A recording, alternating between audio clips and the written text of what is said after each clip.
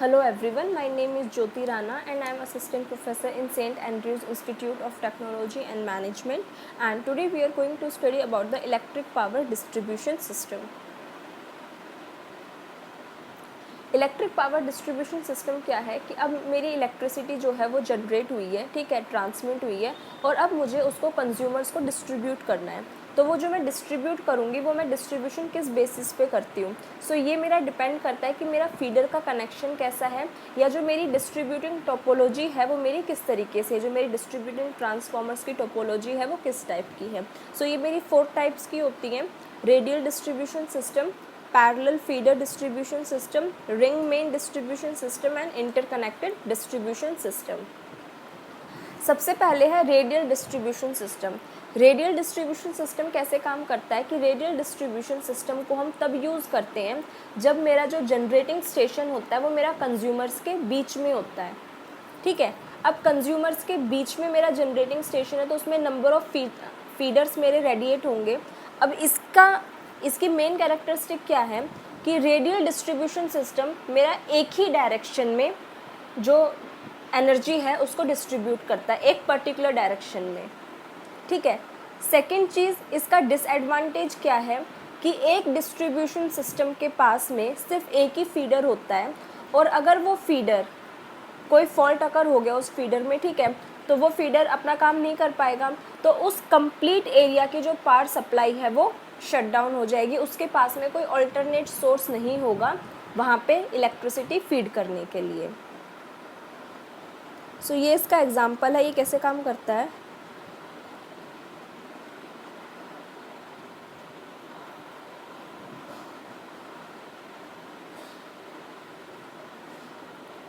ये मेरा distributing station है लाइक, ठीक है। अब ये मेरे डिस्ट्रीब्यूटिंग जनरेटर ट्रांसफॉर्मर्स हैं। अब एक डिस्ट्रीब्यूटिंग स्टेशन के पास में सिर्फ एक ही फीडर है। अगर मेरा ये फीडर ने काम करना बंद कर दिया तो मेरे कंप्लीट इस एरिया की सप्लाई जो है वो स्विच ऑफ हो जाएगी, शट डाउन हो जाएगी। इसके पास में कोई भी अल्टरनेट, इस वाले डिस्ट्रीब्यूटिंग स्टेशन के पास में कोई भी अल्टरनेट सोर्स नहीं है, अल्टरनेट फीडर नहीं है इसको फीड करने के लिए, ठीक है। सेकेंड चीज़ मैंने आपको बताई थी कि ये सिर्फ एक डायरेक्शन में काम करता है, ये सिर्फ इस डायरेक्शन में काम कर रहा है। कोई मेरा रेडियल सिस्टम होगा वो सिर्फ इस डायरेक्शन में काम करेगा, मतलब ये पर्टिकुलरली सिर्फ एक ही डायरेक्शन में, वन डायरेक्शन में ये इलेक्ट्रिसिटी फीड करते हैं। एक डिस्ट्रीब्यूटिंग स्टेशन के पास में सिर्फ एक ही फीडर होता है, और अगर उस फीडर में कोई फॉल्ट अगर हो जाए तो मेरे उस एरिया की जो कंप्लीट सप्लाई है वो क्या होती है, शट डाउन हो जाती है।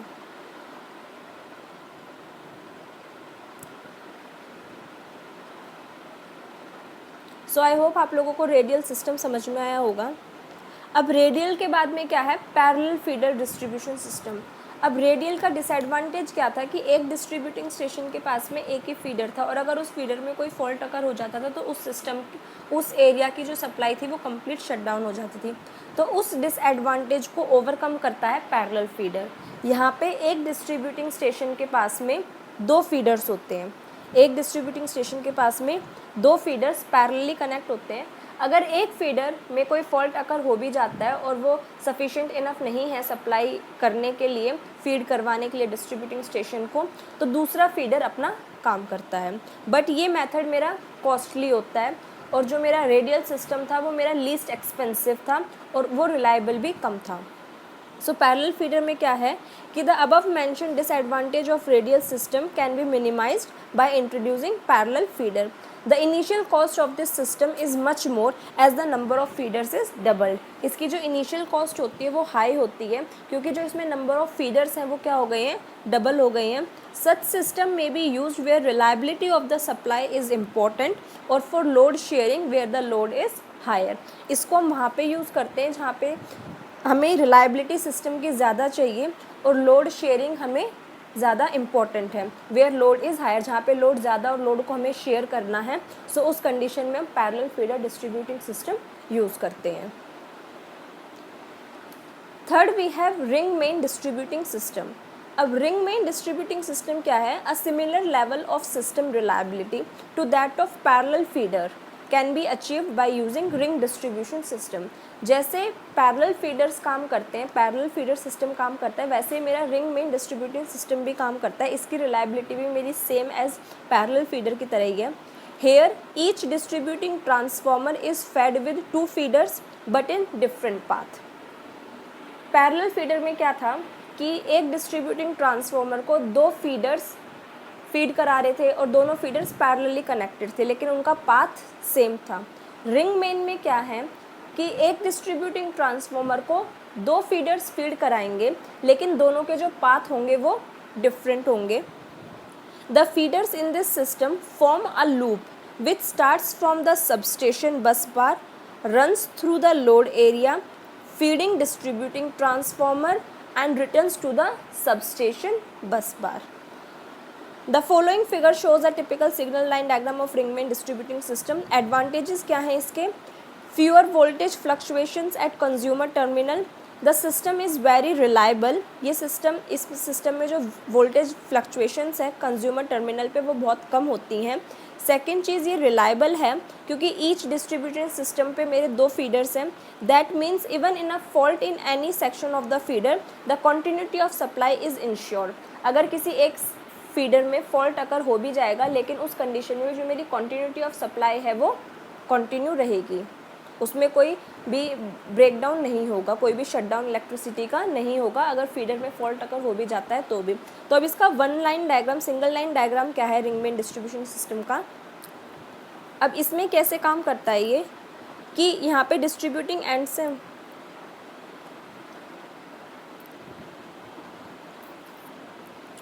जैसे कि मेरा ये एरिया है या फिर मेरा ये एरिया है।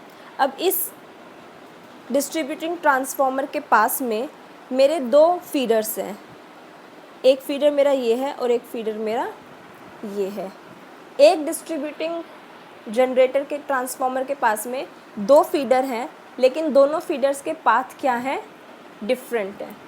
ठीक है, तो अगर एक फीडर मेरा काम करना बंद कर भी देता है तो दूसरे फीडर से मुझे इलेक्ट्रिसिटी मिलती रहेगी, मुझे वहाँ से सप्लाई मिलती रहेगी। और ये एक लूप क्रिएट करता है, हमने पढ़ा था कि एक लूप बनाता है। लूप कैसे बनाता है कि सब स्टेशन से डिस्ट्रीब्यूटिंग एंड तक और फिर डिस्ट्रीब्यूटिंग एंड से अगेन सब स्टेशन पे।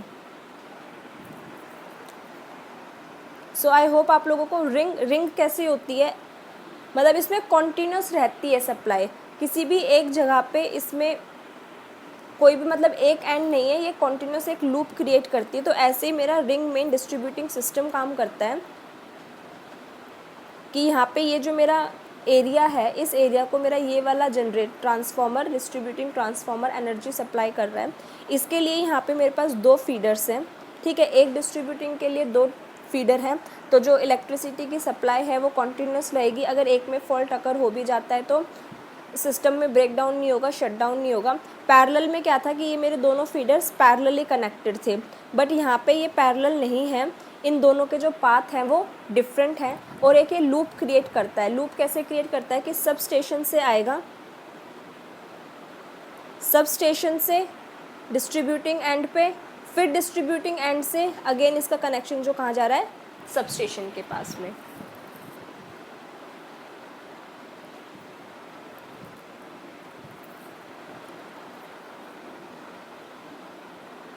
Next we have network distribution system. अब नेटवर्क डिस्ट्रीब्यूशन सिस्टम कैसे काम करता है कि the network is the most flexible type of primary system. Network distribution system क्या है कि इसमें मेरे नंबर ऑफ डिस्ट्रीब्यूटिंग स्टेशंस हैं। नेटवर्क का मतलब कि नंबर ऑफ डिस्ट्रीब्यूटिंग स्टेशंस हैं, उनको नंबर ऑफ फीडर्स फीड करा रहे हैं। ठीक है, एक पर्टिकुलर डायरेक्शन में या फिर एक पर्टिकुलर एरिया के लिए काम नहीं करेगा, इसमें नंबर ऑफ डिस्ट्रीब्यूटर्स होंगे। The network is the most flexible type of primary system. It provides the best service reliability to the distribution transformers or load centers, particularly when the system is supplied from 2 or more distributing substations. Power can flow from any substation to any distribution transformer or load center in the network system. अब इसमें कैसे काम करता है कि जब भी कोई सिस्टम में जो सप्लाई एनर्जी है वो 1 या 2 से ज़्यादा सबस्टेशन से हो रही है, ठीक है। सो जो उसमें पावर फ्लो करती है वो किसी पर्टिकुलर एक सबस्टेशन से फ्लो नहीं करती है। अगर मेरे नंबर ऑफ डिस्ट्रीब्यूटिंग सबस्टेशंस हैं तो उसको जो सप्लाई मिलती है वो भी नंबर ऑफ सबस्टेशन से मिलती है, उसका कोई एक पर्टिकुलर लोड सेंटर नहीं होता है। The network system is more flexible with regard to load growth than the radial or loop system and is adaptable to any rate of load growth। ये जो मेरा नेटवर्क होता है ये मेरा मोर फ्लेक्सिबल होता है एज़ कम्पेयर टू रेडियल और रिंग मेन सिस्टम के। रिंग मेन को हम लूप सिस्टम भी बोलते हैं।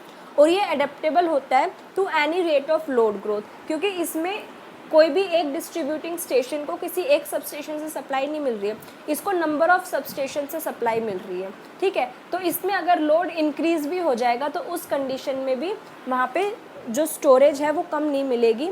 अगर लोड इंक्रीज़ होगा तो जो उसको इलेक्ट्रिसिटी प्रोवाइड करवाने वाले स्टेशन है, जो उसको डिस्ट्रीब्यूट करने वाले स्टेशन हैं, वो भी इंक्रीज़ हो सकते हैं। Service readily can be extended to additional points of uses with relatively small amounts of new construction। इसमें हम नंबर ऑफ़ सर्विसेज को ऐड कर सकते हैं जस्ट स्मॉल कंस्ट्रक्शन की वजह से, मतलब हमें सिर्फ उसमें नंबर ऑफ़ पाथ ऐड करने हैं डिस्ट्रीब्यूटिंग के लिए, ठीक है। और जो मेरी स्मॉल सर्विसेज हैं उसको हम एक्सटेंड कर सकते हैं। The network system, however, requires large quantity of equipments and extensive relaying. Therefore, it is more expensive than the radial system। अब जो नेटवर्क सिस्टम है इसमें हमें लार्ज क्वांटिटी ऑफ इक्विपमेंट्स चाहिए, क्योंकि इसमें नंबर ऑफ़ हमें पाथ्स बनाने पड़ते हैं। तो क्योंकि अगर नंबर ऑफ़ पाथ अवेलेबल होंगे तभी एक डिस्ट्रीब्यूटिंग स्टेशन को अलग अलग सबस्टेशन से सप्लाई मिल सकती है। सो अलग अलग पाथ क्रिएट करने के लिए जो इक्विपमेंट्स चाहिए सबस्टेशन में वो उनके कॉस्ट इंक्रीज़ हो जाएगी, नंबर ऑफ़ इक्विपमेंट्स बढ़ेंगे तो कॉस्ट बढ़ेगी, जिसकी वजह से जो नेटवर्क डिस्ट्रीब्यूशन सिस्टम होता है वो मेरा मोर एक्सपेंसिव होता है as compare to radial system के। From the stand point of economy the network system is suitable only in heavy load density areas where the load center units range from 1000 to 4000 kilovolt Ampere's.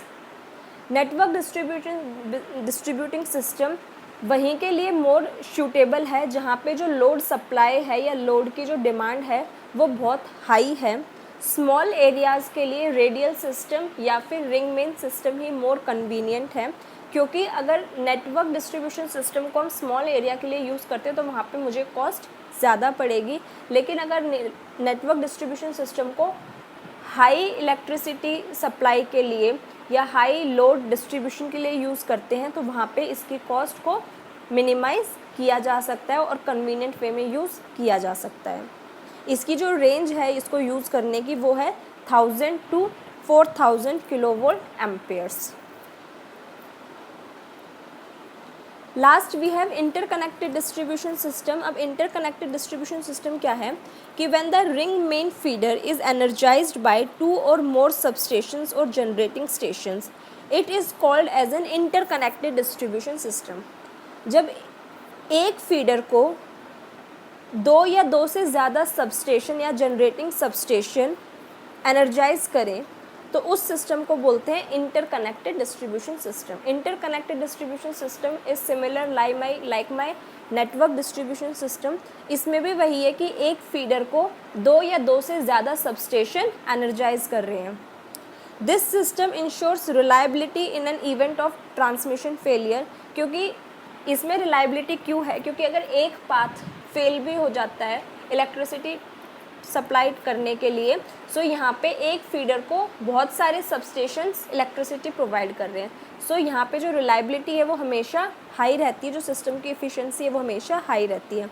Also any area fed from one generating station during peak load hours can be fed from another generating station और substation for meeting power requirements from increased loads.